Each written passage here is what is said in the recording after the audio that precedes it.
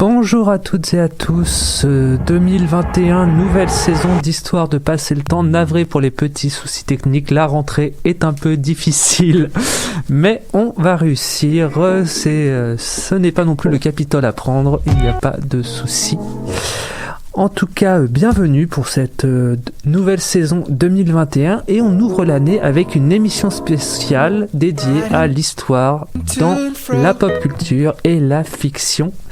Avec nous en studio, Véronique Lacroix. Bonjour Véronique. Bonjour Elliot. Véronique, tu vas nous parler aujourd'hui donc de l'histoire dans la série Game of Thrones. Oui, exactement. Donc, je pense que vous en avez tous déjà entendu parler de cette fameuse série du Trône de Fer. Que vous soyez fan ou pas, on y échappait pas. Tout le monde savait que ça se passait. Alors, aujourd'hui, je vais vous proposer d'explorer un côté peut-être un peu moins méconnu de la série populaire. Donc, son côté historique. Et par là, je veux pas parler de comment est-ce que Georges Martin a eu un jour l'idée soudaine d'écrire un nouveau roman. Je veux plutôt parler des différentes inspirations qui sont tirées de l'histoire réelle et qui ont été utilisées par Georges Martin. En effet, donc même si l'histoire se déroule dans un univers qui est fictif, dans un monde nommé Westeros, il n'en demeure pas moins que l'auteur a tout d'abord jeté un coup d'œil, notamment à l'histoire européenne, pour créer la magie de son univers. Alors, je me propose d'aborder avec vous quelques-uns de ces épisodes historiques qui ont été réutilisés à la saveur fantastique de Georges Martin. Le premier événement dont je vais aborder avec vous, c'est l'influence très marquée par la guerre des Roses dans le Trône de Fer. Donc, pour ceux pour qui les cours d'histoire, ça remonte à assez loin. Donc, pour vous résumer grossièrement, c'est quoi ça, la guerre des Roses? Ça se déroule en Angleterre entre 1455 et 1485.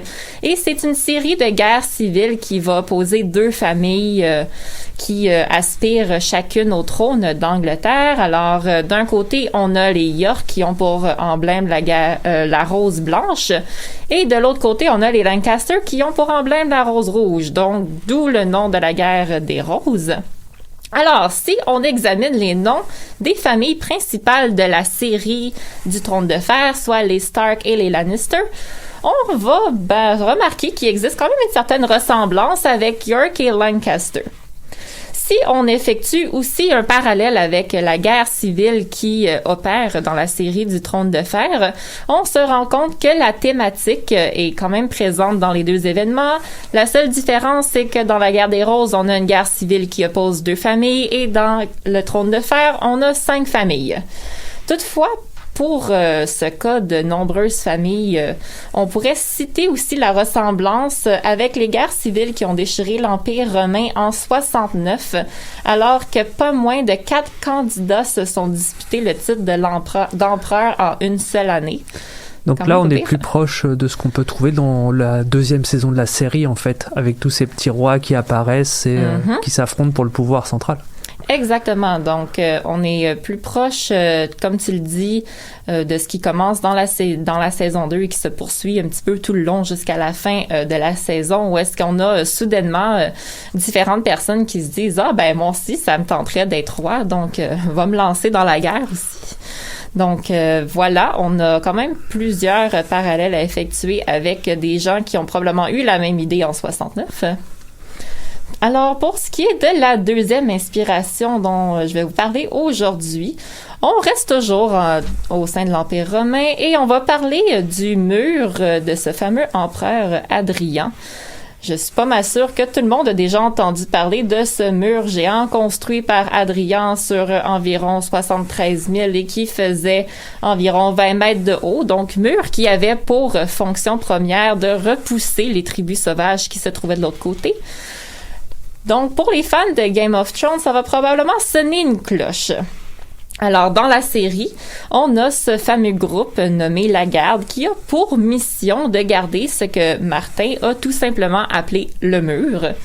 Le mur, donc, il est question ici, c'est une énorme structure de glace de pas moins de 700 mètres de haut et sur 300 000 de long, quand même pas mal de murs à garder, et qui est construit à la frontière du royaume de Westeros et qui a aussi pour but de tenir éloigné les tribus sauvages qui se trouvent de l'autre côté, ainsi que les fameux marcheurs blancs, donc ennemis premiers du royaume de Westeros tout au long de la série du Trône de Fer.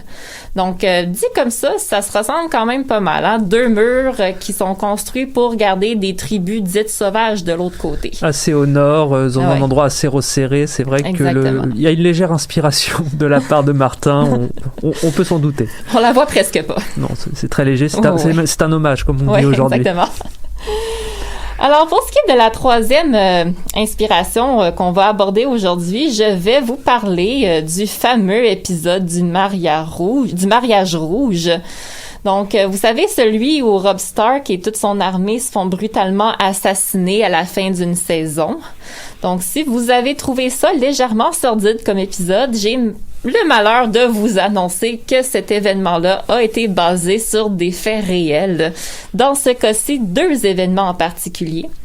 Le premier dont je parlais avec vous est ce que les historiens appellent aujourd'hui le souper noir de 1440. Donc, se déroulant en Écosse, cet événement-là va mettre en scène le jeune Earl de Douglas, qui était alors âgé de 16 ans, et son jeune frère, qui ont eu le malheur de se faire couper la tête alors qu'ils attendaient un souper avec le jeune roi James II, qui était alors âgé de 10 ans. Quand même pas pire comme divertissement pour un enfant de 10 ans. En plus, on est dans ce contexte dont tu as déjà parlé, de la guerre des 2 roses qui s'en vient en Angleterre, où il y a toutes ces tensions autour des différentes familles. Exactement. Donc, on reste toujours dans la même époque, pas très loin de l'Angleterre. Donc, on peut s'imaginer que c'était une époque assez joyeuse dans ce milieu du 15e siècle. D'où le mariage. D'où le mariage, exactement. Donc, on sait maintenant d'où est-ce que l'idée de décapiter Robb Stark provient. Maintenant, on va aborder d'où est-ce que ça vient l'idée de aussi massacrer l'armée. Et pour ça, on va se transporter dans le temps en 1881 pour l'événement de ce que les historiens appellent maintenant le massacre de Glencoe, où des soldats loyaux au roi William d'Orange ont massacré de nombreux membres du clan MacDonald pendant leur sommeil. Donc, tout ça mis ensemble, ça nous donne la mort par décapitation de Robb Stark et le massacre de son armée, inspiré de 2 événements également proches de l'Angleterre et tout aussi sordides les uns des autres. On voit donc que quand même l'Angleterre médiévale et un peu plus moderne est quand même une grosse inspiration pour Martin. Oui, exactement. Donc, on a une grosse inspiration de l'histoire britannique pour Martin, mais il ne s'est pas uniquement inspiré de l'histoire britannique, cela étant dit. Et c'est ce qui m'emmène au prochain point d'inspiration. Je vais, pour terminer avec vous, aborder les fameux Dothraki. Donc, on revient pour ça à la saison 1 du Trône de Fer avec la fameuse relation entre le Khal Drogo et Daenerys. C'est notamment suite à cette union-là et à plusieurs événements qui en découlent que Daenerys va accueillir la loyauté des Dothraki, donc ces fameux guerriers nomades qui se déplacent uniquement à cheval à travers des plaines d'herbes hautes. Donc, si on regarde de plus près, il est possible de déceler plusieurs similitudes entre le personnage du Khal Drogo et un des dirigeants légendaires des Mongols, soit le fameux Genghis Khan. Donc, en effet, ces 2 personnages-là semblent avoir une certaine affiliation pour l'exécution d'individus en leur versant des métaux précieux fondus sur la tête. Si on revient à notre première saison du Trône de Fer, donc on se rappellera que Khal Drogo a exécuté le frère de son épouse en lui versant de l'or fondu sur la tête. Genghis Khan aussi semblait préférer bon, en tout cas, peut-être pas préféré, mais il y avait définitivement une affiliation pour exécuter des gens de cette façon-là, sauf que lui semblait préférer l'argent fondu à l'or, mais on est prêt à pardonner cette petite différence. On fait avec ce qu'on a sous la main quand on veut brûler quelqu'un avec des métaux fondus. Hein. Exactement. Dans ce cas-ci, il semblait que Khal Drogo a plus d'or que d'argent sous la main, donc on va lui pardonner cette petite divergence-là. Donc, maintenant, si on regarde la mort de ces 2 dirigeants-là, on se rend compte qu'ils ont aussi connu des fins relativement similaires. Alors que le dirigeant mongol va succomber à une infection suite à une blessure, Khal Drogo, lui, va se faire asphyxier par son épouse après qu'une infection, encore une fois suite à une blessure, l'ait laissé dans un état catatonique. Bon, si on regarde les technicalités de la chose, c'est la formule magique un petit peu louche employée par la sorcière engagée par Daenerys pour soigner son mari qui l'a finalement laissé dans un état catatonique. Mais n'en demeure pas moins que le résultat est le même. Il finit toutefois par mourir des conséquences de sa blessure qui s'était infectée. Peut-être pas de la même façon que Genghis Khan, mais bon, ça reste que le résultat est le même. Donc, c'est ce qui termine pour moi ma chronique d'aujourd'hui.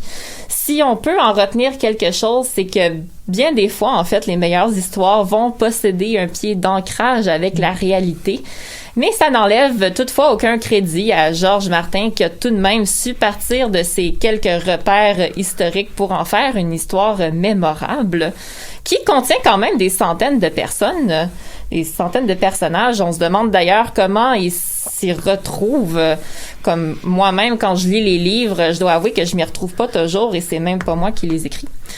Mais bon, ça demeure que Georges Martin a quand même réussi à créer une série épique à laquelle on attend d'ailleurs toujours une conclusion, du moins pour la version écrite, mais bon. Oui, parce que pour Song of Ice and Fire, donc les livres dont c'est inspiré, malheureusement, ça fait quelques années qu'il promet les 2 derniers tomes qui sont toujours en écriture.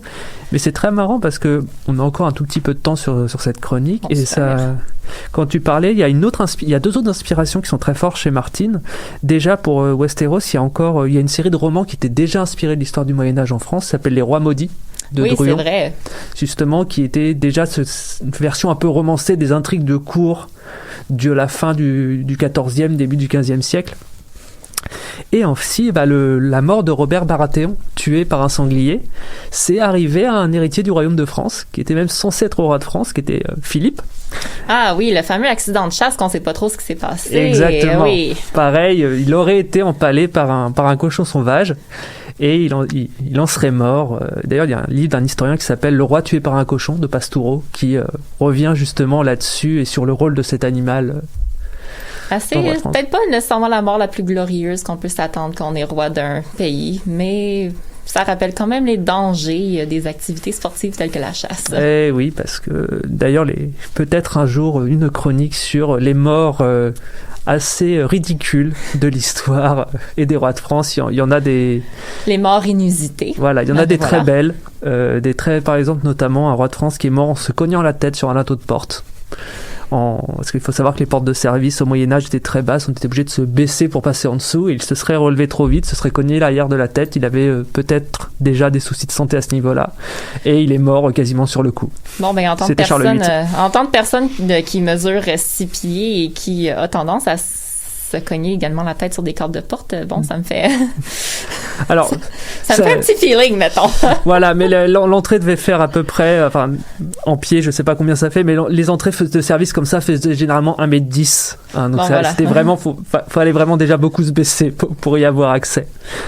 En tout cas, je te remercie vraiment pour ta chronique et j'espère, vu qu'il y a encore énormément à dire sur le sujet, que peut-être tu referas une chronique dessus.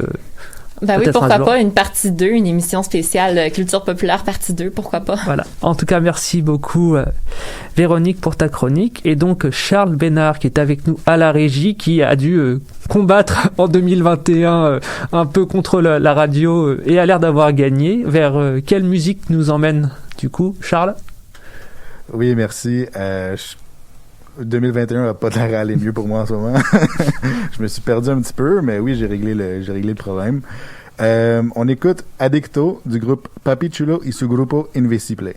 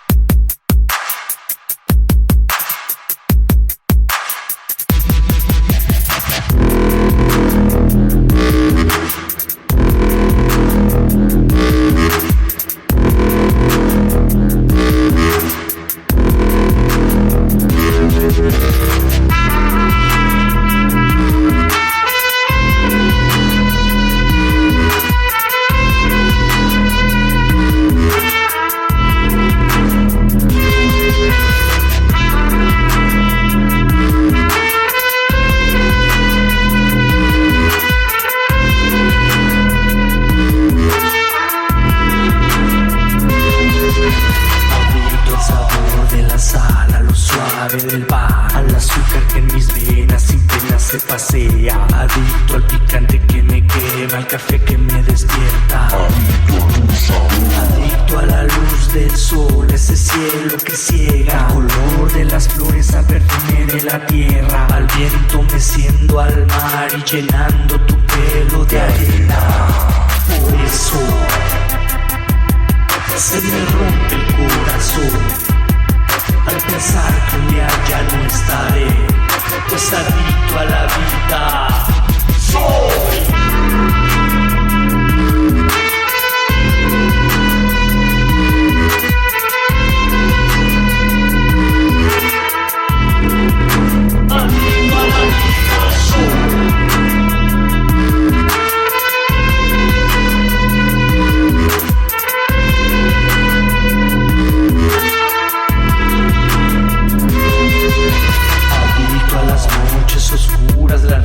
Nocturnas al ruido del bar, al mezcal, marihuana y la caña, perder la cabeza y bailar hasta la madrugada. Soy adicto a tu calor, a tu mar interior, a tu cuerpo en celo, a tu suave meneo, gemir sin miedo y tu piel erizada cuando hacemos el amor. Por eso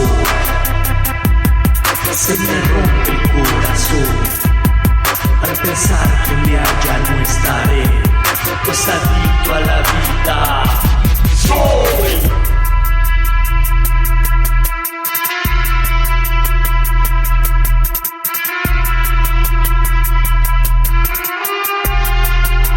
Adicto a la vida soy.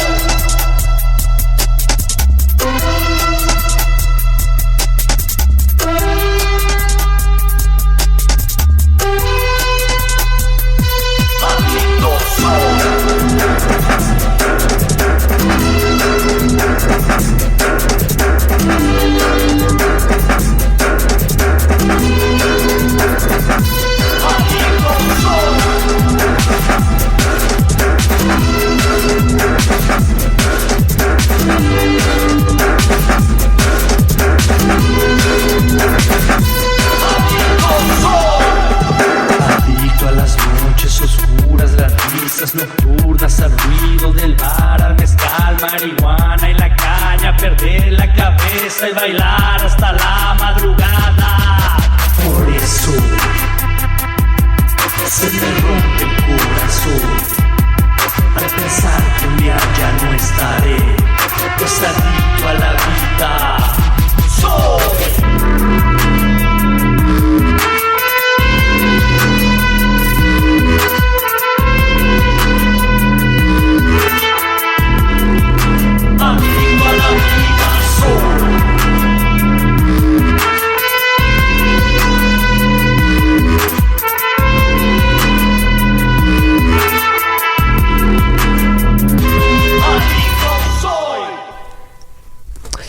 Et bon retour du coup dans l'émission. Et on est avec cette fois-ci Rosalie Racine. Rosalie, tu vas nous parler aujourd'hui donc de Captain America. Oui, oui, effectivement.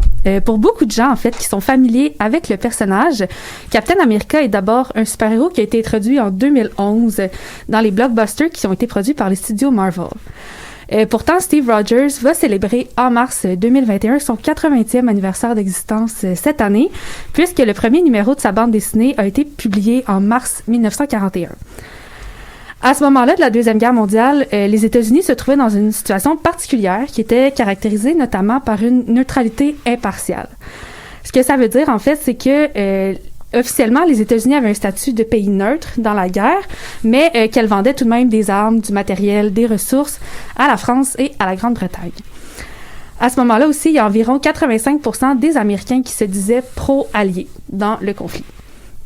La figure de Captain America en tant qu'héros patriotique qui devait protéger le mode de vie américain face au fascisme, face au nazisme européen, était donc en quelque sorte un peu destiné à devenir un succès, puis c'est de ce succès-là que je vais vous parler aujourd'hui. Donc, les premières bandes dessinées de Captain America ont été créées par Joe Simon et Jack Kirby.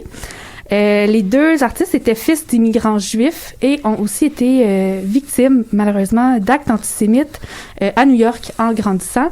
Et ça aura eu un peu un impact aussi là, sur la création de la bande dessinée. Je vais en parler plus tard. Oui, parce que tout ce contexte de la création du comics dans les années 20-30, c'est un milieu où il y a beaucoup justement de ces descendants d'immigrés. On peut penser notamment à Superman, qui a été inspiré de l'aveu de son créateur, de la légende du golem, et qui est vu comme un protecteur justement de ces peuples opprimés. Oui, c'est ça. Il y a quand même une longue tradition, si on peut dire, là, de s'incorporer d'une certaine façon dans les histoires qu'on veut raconter.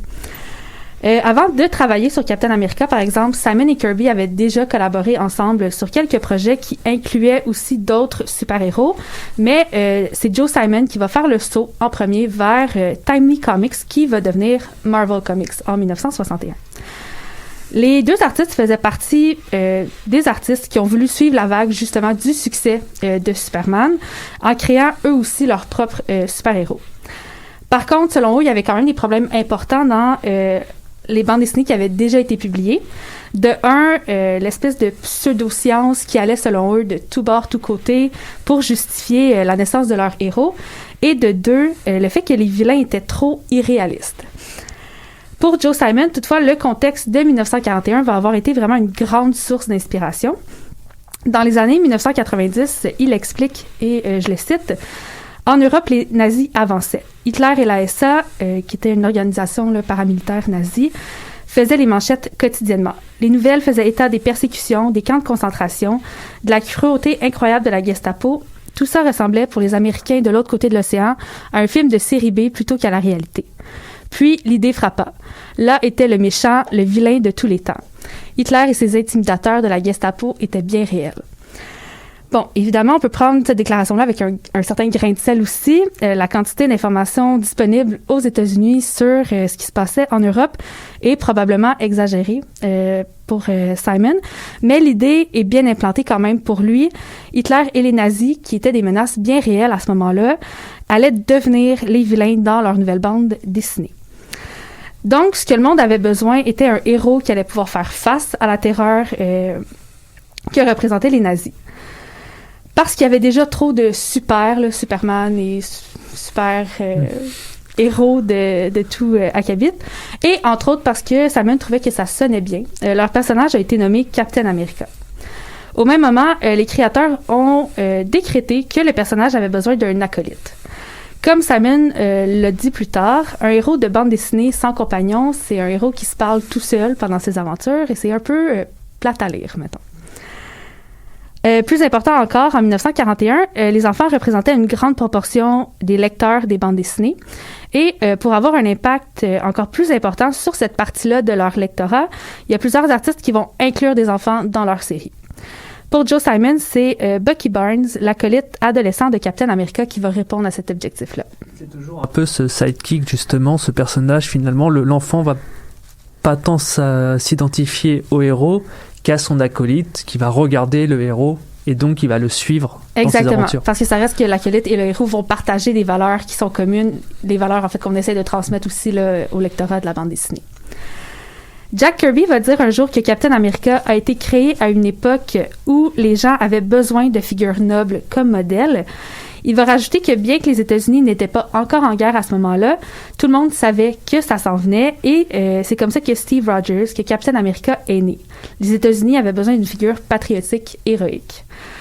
Captain America, c'est pas le premier super-héros à être impliqué dans la Deuxième Guerre mondiale, mais ce qui l'a rendu unique à ce moment-là, c'est le fait que sa trame narrative est centrée complètement sur la guerre et sur le combat contre les nazis. Il y a quand même eu des débats internes, notamment entre Joe Simon et Martin Goodman, qui est le fondateur de Timely Comics. En fait, Goodman n'était pas certain qu'Hitler était le meilleur choix pour le vilain principal de l'histoire. Même si aujourd'hui, on sait qu'Hitler est mort en 1945, la situation en 1941 est beaucoup plus incertaine, ce qui fait en sorte que Goodman a peur qu'Hitler meure avant que la BD ne soit publiée. Il faut savoir donc que les bandes dessinées à cette époque-là, c'était prévu, c'était préparé des mois à l'avance en raison de vraiment tout le travail là, que ça impliquait. Donc, plutôt que de mettre l'idée de côté complètement comme l'avait craint Joe Simon, Goodman va plutôt souhaiter la concrétiser vraiment le plus rapidement possible, justement au cas où Hitler mourrait avant que leur héros n'ait le temps de l'affronter. D'où la fameuse première couverture que tu as partagée oui, dans c'est ça, de exactement. l'émission. Je vais y revenir là, dans quelques instants, mais c'est une image qui est vraiment très intéressante là, à analyser. Donc, Captain America a été, à cet effet-là, le premier grand super-héros à avoir été conçu dans un but purement politique. C'est-à-dire que Steve Rogers combattait des nazis et protégeait les États-Unis en tant que nation en entier, plutôt que d'affronter des crimes locaux contre des vilains irréalistes, ce qu'on retrouvait quand même plus fréquemment dans les autres bandes dessinées déjà publiées. Alors que l'entrée en guerre des États-Unis semblait s'approcher de plus en plus, c'était tout naturel, comme le mentionne Joe Simon, que les aventures de Steve Rogers intéressaient peut-être davantage les Américains versus d'autres héros qui faisaient face à des scientifiques fous, par exemple. Captain America a été populaire dès ses débuts parce qu'il combattait dans un conflit réel auquel les gens pouvaient se rattacher, dans le fond. Une image marquante, donc comme on l'a dit, ça a vraiment été cette première page couverture-là où on voit Captain America vêtu des couleurs du drapeau américain frapper Hitler au visage. Cette image-là, elle est marquante parce qu'à cette époque-là, d'abord en mars 1941, on est quelques mois avant l'entrée en guerre officielle des États-Unis. Et cette image-là permettait aussi aux lecteurs de savoir exactement ce qu'ils allaient rencontrer dans cette BD-là, c'est-à-dire un héros dont l'identité est pleinement reliée au nationalisme américain et dont le seul but était de défendre la démocratie américaine contre les totalitarismes européens. Le premier numéro de Captain America, même si on n'y rencontre pas Hitler, donc Hitler est vraiment au centre de la page couverture, mais en tant que personnage n'apparaît que dans le deuxième numéro de la série. Mais le premier numéro permet d'introduire Steve Rogers au lecteur.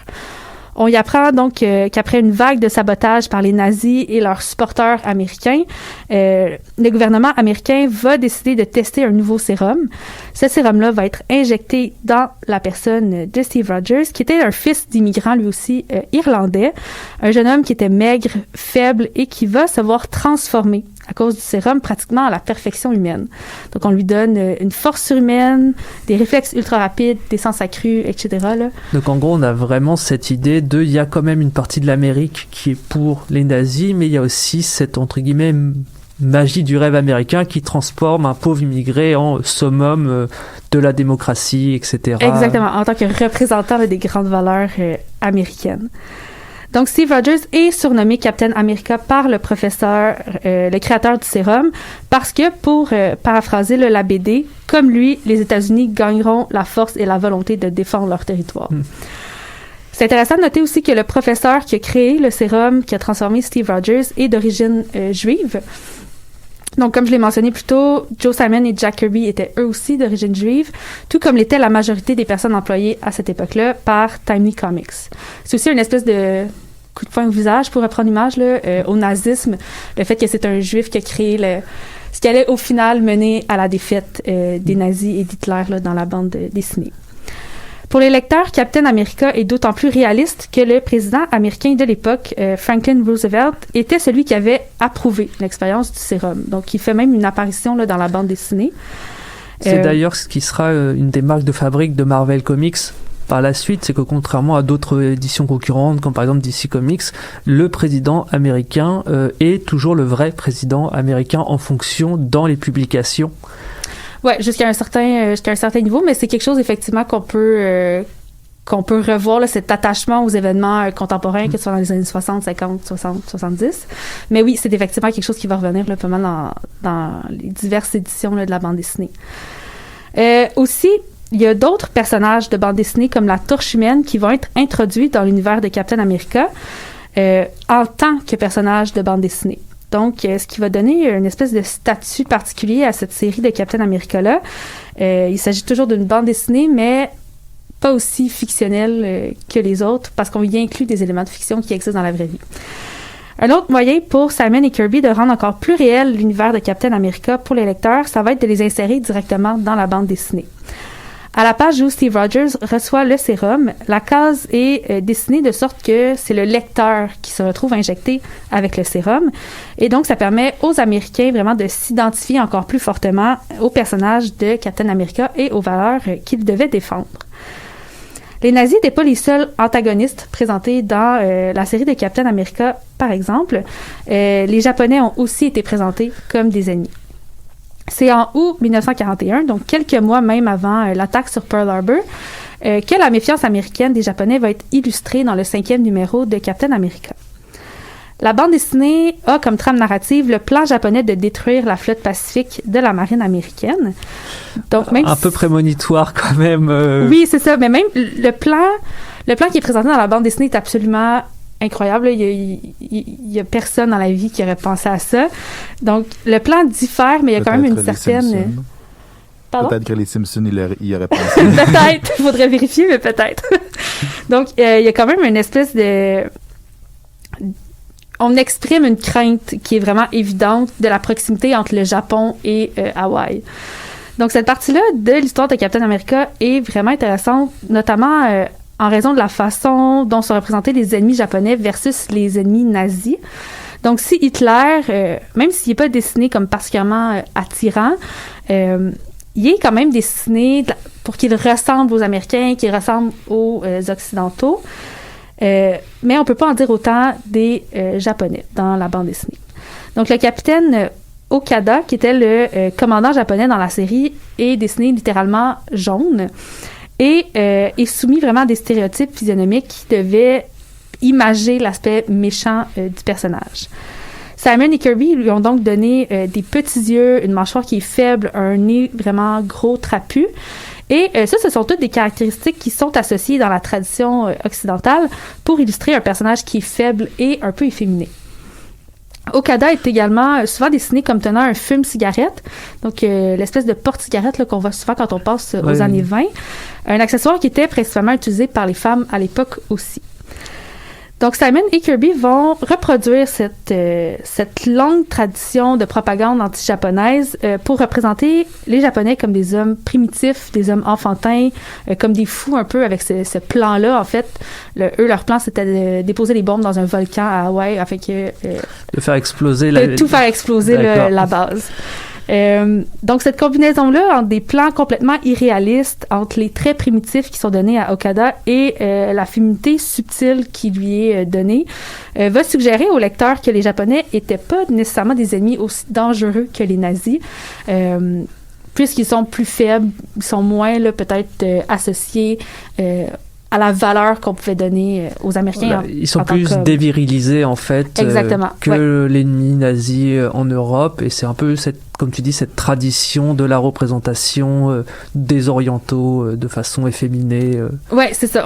Et entre guillemets, sournois, comme on le dit à l'époque. Exactement. Il y a cette crainte-là de leur proximité et tout, mais on les sous-estime quand même un peu là, en tant qu'ennemis. Donc, finalement, Captain America va avoir été très bien reçu par le public américain.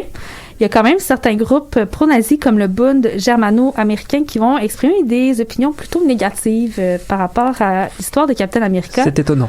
Oui, notamment en envoyant du courrier haineux au bureau de Timely Comics et en intimidant les artistes qui y travaillaient.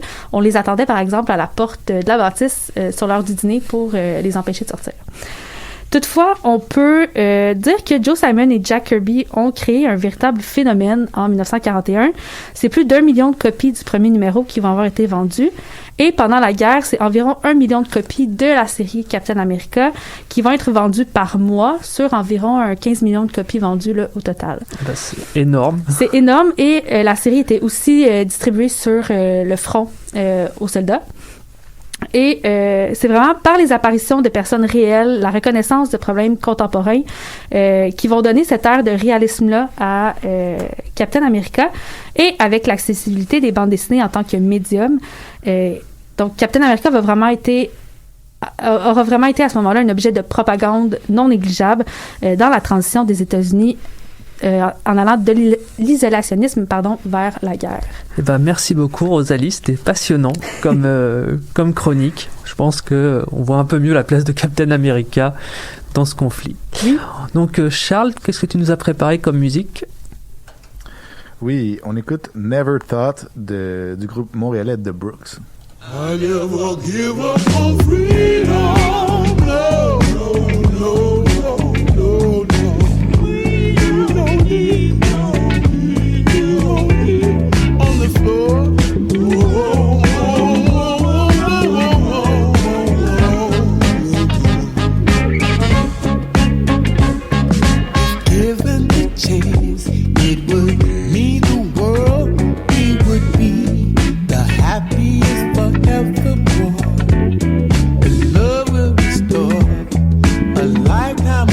sweet memories, yeah.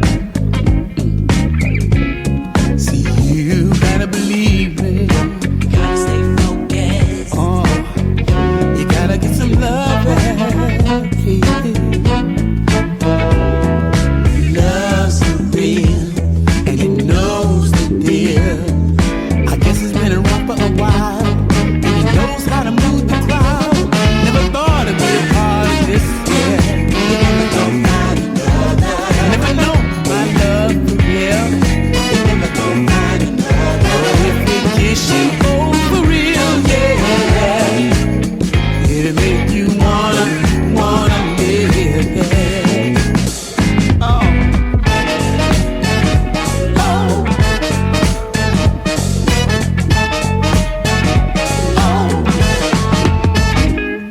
Been more than the sky, like a sailor ship in the sea. See, that's more the reason to be free. Love you and me. I guess I better talk this down. 'Cause I see you wasting your time. You gotta believe it. Gotta stay focused. Oh, see, you're gonna need some love. Love's for real. Oh, yes, it is. Knows the deal. Yes, it's been around for a while, but I never thought it was mine. Never thought it'd be a part of this, yeah. Never gonna find another. Never known my love for real, yeah. Never gonna find another. If they kiss you oh, for real, yeah. It'll make you wanna live, yeah, yeah. Never thought it'd be a part of this, yeah. Never gonna find another. Never known my love for real, no, no. Never gonna find another. Yeah, if they kiss you oh, for real, yeah. It will make you wanna live, yeah. Ooh.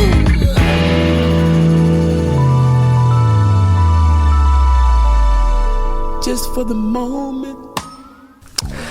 Et bienvenue pour la troisième partie de cette émission spéciale avec une habituée de l'émission, Magali Lagumaltais, qui va nous parler d'une série qui lui tient énormément à cœur, c'est Rome. Oui. Rome. Je savais pas qu'il fallait que je le dise. La série historique par excellence, reconnue par tout le monde, y compris par les professeurs de latin qui n'ont pas la télé.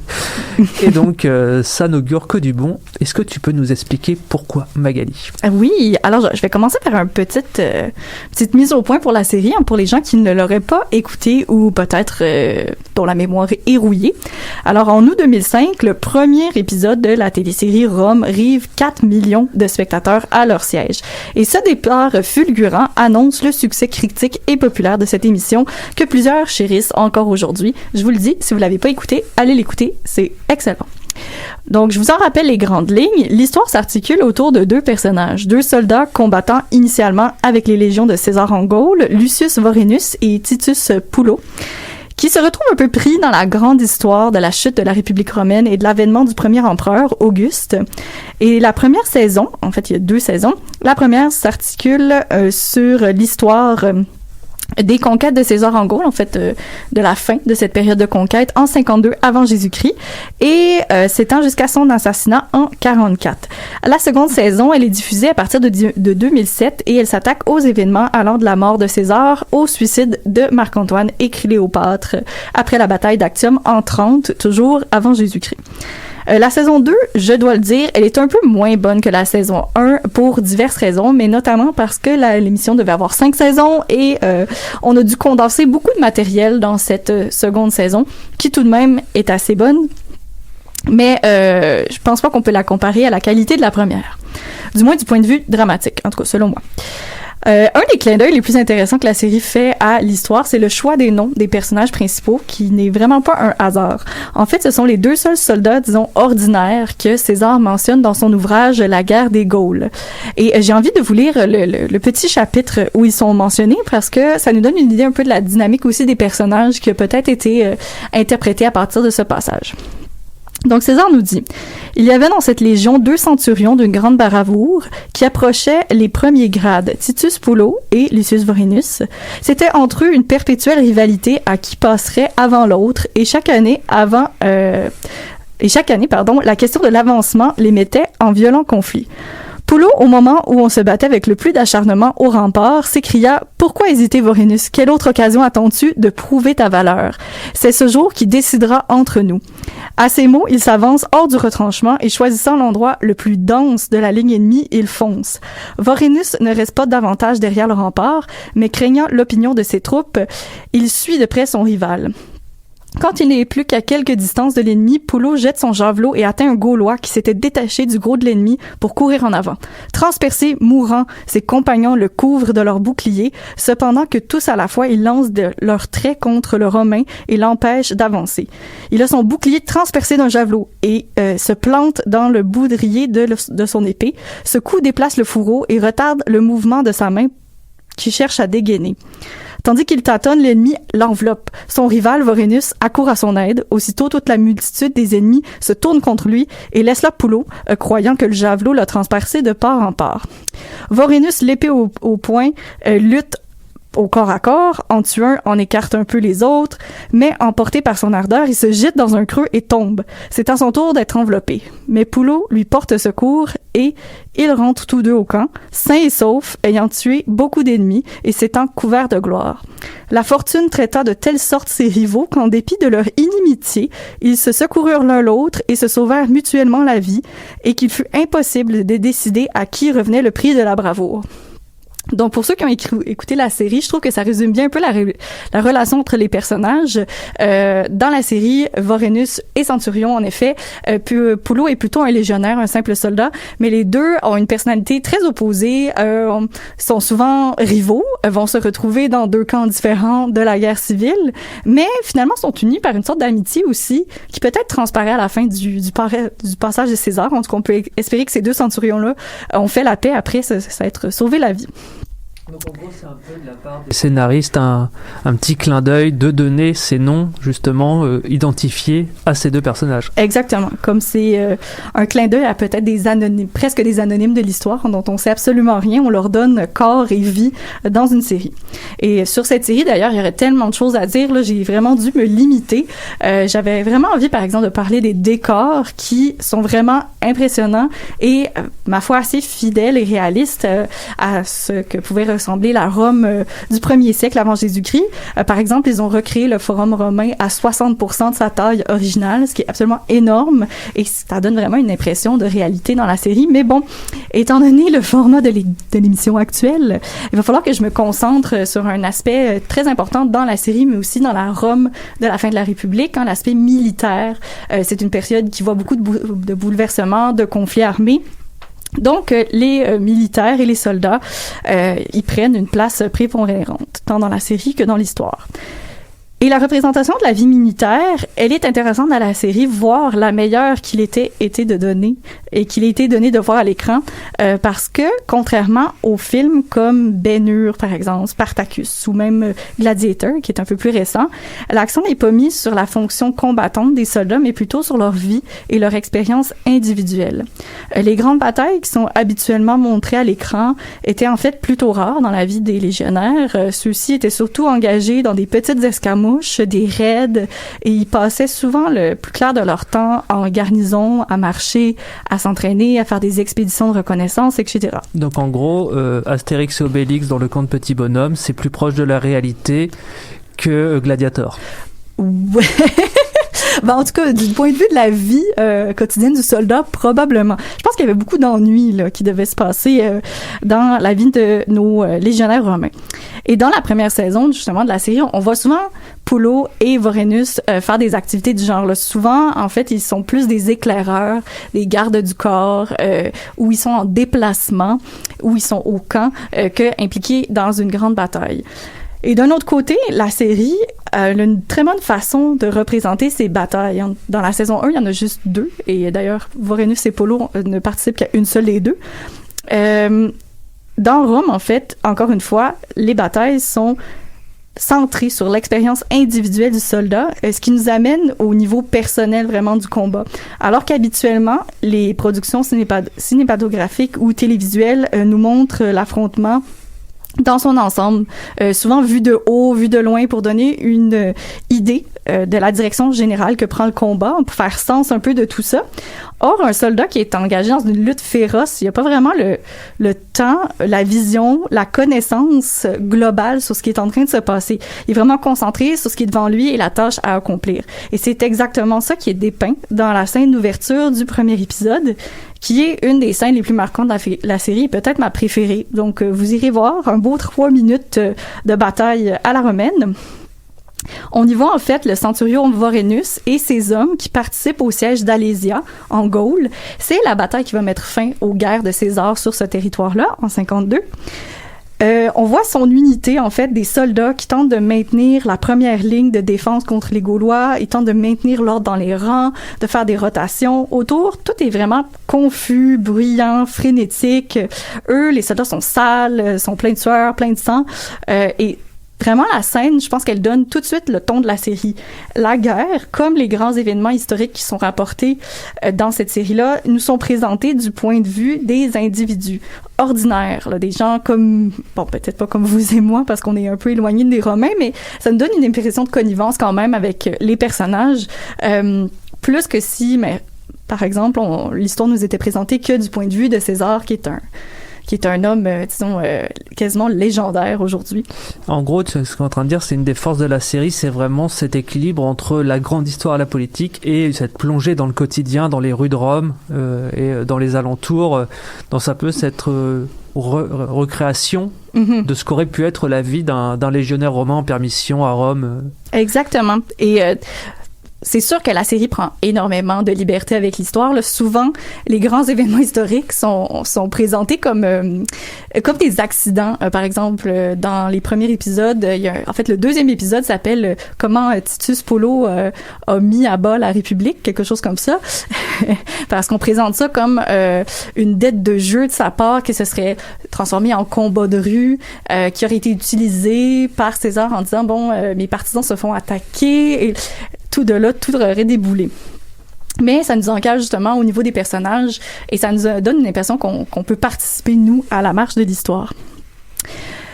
Et justement, si on revient à notre représentation des batailles, plutôt, il y a un historien qui s'appelle Lee L. Bryce qui a collaboré à l'ouvrage collectif Rome Season 1, History Makes Television.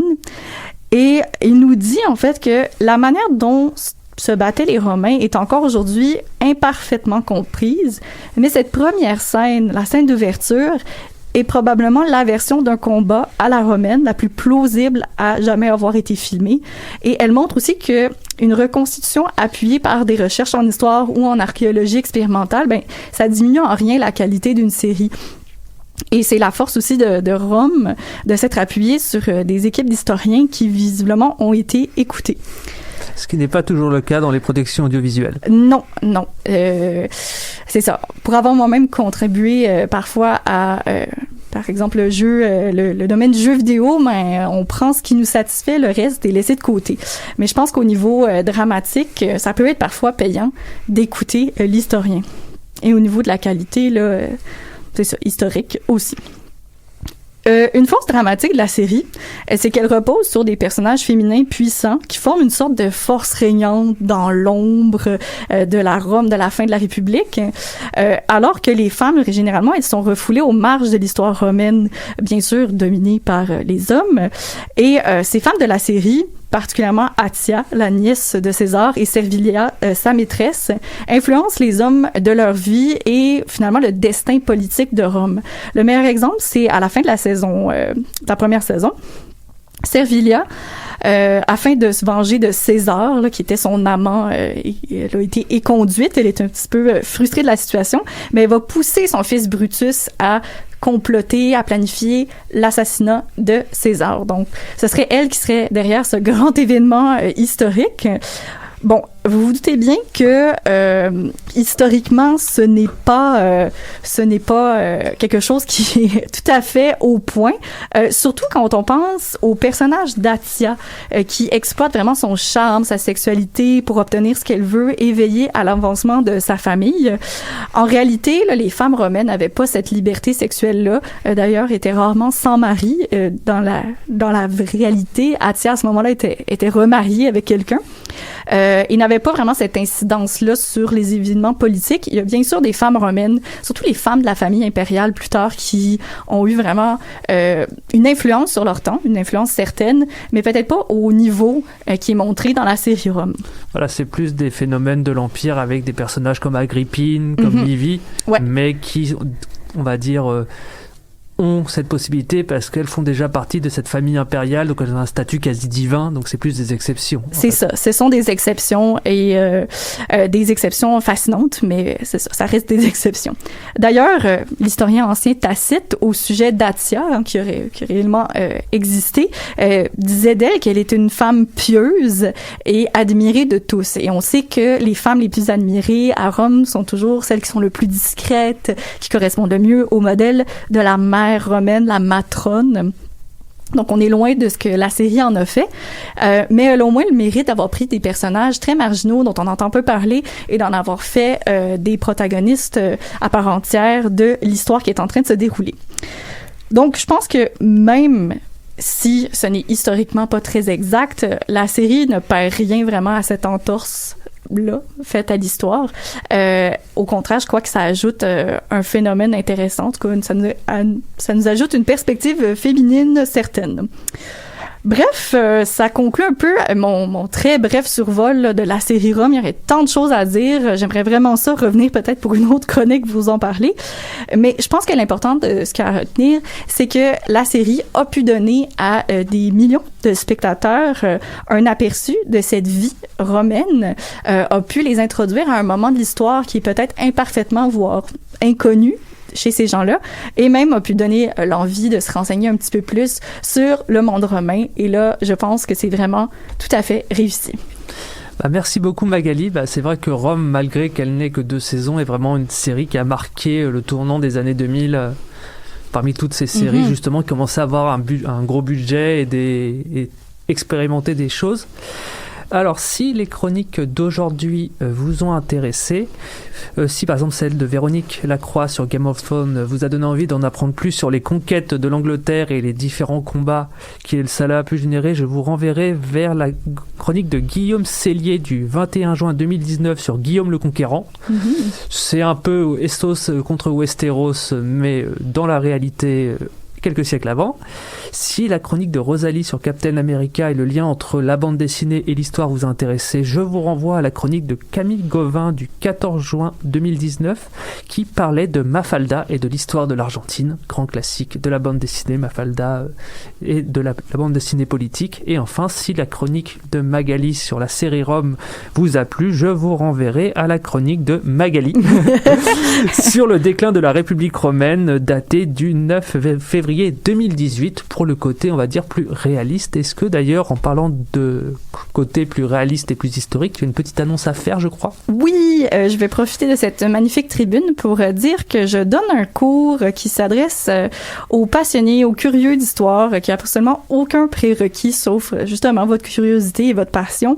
C'est un cours sur la Grèce au siècle de Périclès, donc la Grèce classique. Si vous êtes intéressé, simplement allez sur le site de la Fondation Humanitas, fondationhumanitas.ca. Vous allez trouver la description et tous les renseignements que vous pourrez désirer. Et j'espère peut-être que certains d'entre vous se joindront au groupe. Merci. Merci à toi. Je remercie à la mise en onde Charles Bénard pour ses services multiples et grâce sans qui l'émission n'aurait pas eu lieu aujourd'hui. à cause de qui l'émission n'a pratiquement pas eu lieu aujourd'hui. T'as très très bien rattrapé le coup, ne t'inquiète pas. Je remercie toutes nos collaboratrices qui sont venues aujourd'hui faire des chroniques, à toutes bien sûr nos auditrices et nos auditeurs fidèles en écoute directe ou différée. Pour nous retrouver d'ailleurs en différé, je vous rappelle, vous pouvez retrouver Histoire de passer le temps sur les principales plateformes de balado-diffusion, Twitter, Spotify, Apple Store, etc., etc. Sur bien sûr choc.ca, et on a également notre petite chaîne YouTube sur laquelle on upload du contenu le plus souvent possible. Subscribe, hit the bell, etc., etc. Je vous dis à la semaine prochaine. Bonne semaine.